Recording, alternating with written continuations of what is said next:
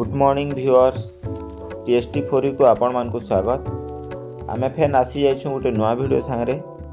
तो आज आमे आपण को नै जिमु खक्सिकना शिव मंदिर। पहाड़ ऊपर मंदिर अच्छे आउ से मंदिर के लागी करी बहुत बड़ गोटे वाटर प्रोजेक्ट अच्छे। तो चलो ना आमे देखमा।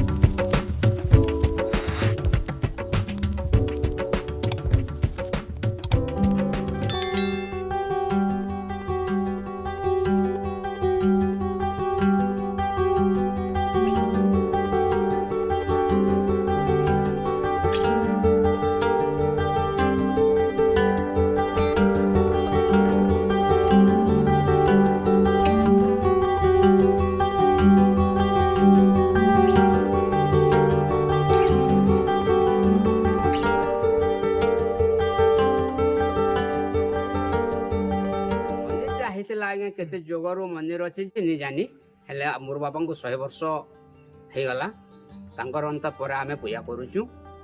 आमे भी इटा पूजा कर हमके भी आज की 50 वर्ष हो गला न पूजा चली छी।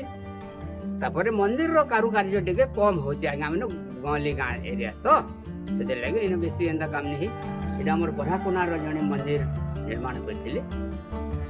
तापर चंडी मंदिर काम खक्सिकना रो जने इटा आरंभ करछन। चली बाबा।